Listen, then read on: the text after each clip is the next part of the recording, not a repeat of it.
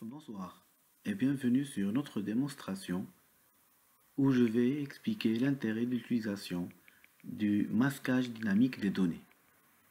Intéressant de représenter la donnée vers des utilisateurs qui n'ont pas le droit de voir les données d'une manière claire. C'est-à-dire ils peuvent en requêter, mais ils se retrouveront avec des données masquées. Je vais prendre l'exemple suivant. Dans une base de données DB Demo, je vais créer une table qui s'appelle client VIP. Je vais l'exécuter et qu'est-ce que j'ai mis comme syntaxe? Donc j'ai créé un ID, auto-increment, puis j'ai un prénom, j'ai rien appliqué. Par contre le nom, j'ai ajouté une fonction assez nouvelle, masked_with function, et je lui demande de partiellement afficher le contenu. Et les autres caractères qui ne vont pas être affichés, ils vont être remplacés par des X. Remarquez ce format partiel, comment je pourrais l'utiliser. Par exemple, je lui dis affiche-moi la première lettre réelle. Si je mets 2, ça veut dire que je lui demande d'afficher un préfixe de 2, c'est-à-dire les deux premiers caractères. Et à la fin, je lui demande d'afficher rien. Donc, la suite sera sous forme de des X. Si maintenant je mets ici 3 dans le préfixe, ça veut dire quoi? Ça veut dire que je lui demande d'afficher les 3 premiers caractères réels. Et si je mets par exemple ici 2, il va finir avec les 2 vrais caractères. Sinon, le reste va le mettre sous forme de X. Pour le téléphone, je mets ici un préfixe de 2 et là, j'ai mis exprès de changer et que entre les doubles codes qui sont là, vous pouvez écrire ce que vous voulez comme chaîne de caractères. J'attire votre attention, rien ne va être stocké comme des X dans la base de données. La table contiendra toujours ces vraies valeurs, ces vraies données. C'est au moment où on va les ramener, où on va ajouter ce masque dynamique qui sera affiché à l'utilisateur qui n'est pas autorisé à voir le contenu clair. Je passe maintenant à courriel ou email et je vais invoquer la fonction qui est déjà prédéfinie de email. Je continuerai avec la fonction default qui s'applique à tout ce qui est caractère, que ce soit char, nchar, varchar, texte par exemple, ou aussi dans ce cas, quand il y a un caractère, il va le remplacer avec des X, et quand il y a par exemple des décimales, entiers, monnaie, il va les remplacer par des zéros par exemple.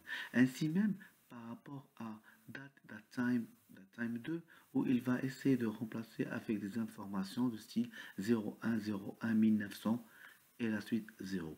Et donc, particulièrement quand on fait default ou quand on ne sait pas faire, donc c'est le masque le plus simple à faire.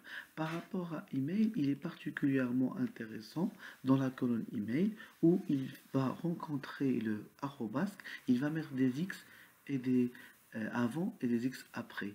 Il va laisser par exemple le premier caractère, et bien il va laisser aussi à la fin le nom de domaine, le .com, le .ma ou autre. Sinon, j'ai la possibilité de générer d'une manière random, aléatoire, une série de valeurs entre une borne inférieure et une borne supérieure. Et là, par exemple, dans mon exemple, le nombre d'années de fidélité. Donc, dans cette table, je vais insérer deux lignes, d'accord, Ali et Selman. Je vais, moi, autant qu'administrateur, comme vous pouvez remarquer là, j'ai administrateur et donc j'exécute et je vois bien le contenu. Maintenant, je vais essayer de exécuter cette requête, mais en prenant une authentification différente d'un utilisateur que je vais le créer. Je vais l'appeler user voit pas, que je vais lui donner le droit de sélectionner sur la table client VIP et que le select, je vais l'exécuter sur son environnement je fais reverse pour revenir à l'état initial. Donc j'exécute, et comme vous pouvez remarquer à ce niveau-là, donc normalement, qu'est-ce qu'on voit? Eh bien, le nom, le téléphone, du courrier, tout reste différent. Et ça, c'est random. Donc je vais encore réexécuter pour voir que ça change à chaque fois. Donc, j'attirerai votre attention sur un point aussi intéressant, c'est que je n'ai pas enlevé le droit de sélectionner à user voit pas, mais en fait il y a la possibilité de voir, mais j'ai des données qui sont masquées. Et donc, c'est pas une notion de sécurité à 100% parce que remarquez, je vais exécuter les noms et salaires from et je veux me dire, tiens, est-ce qu'il y a des utilisateurs, pardon, est-ce qu'il y a des clients qui ont un salaire entre 30 000 et 40 000? Donc je réexécute. Et effectivement, j'ai ce prénom, donc je peux ajouter ici, par exemple, le prénom. Voilà, j'exécute encore une fois. Donc c'est seulement qu'il y a un salaire entre 30 et 40 000. Donc vous remarquerez dans ce sens qu'on a la possibilité de voir ce genre. Donc j'aimerais bien attirer votre attention sur ce point aussi. Petite remarque, vous avez la possibilité de prendre une colonne et de lui enlever le masque, d'accord, pour revenir en arrière si vous voulez à chaque fois que vous voudriez. Donc c'est important s'il vous plaît de garder ce genre de petite astuce de masquer dynamiquement les choses. Ça vous permettra d'être rapide et sans utiliser toute la lourdeur de tout ce qui est cryptage de données, bien sûr sur la base de données.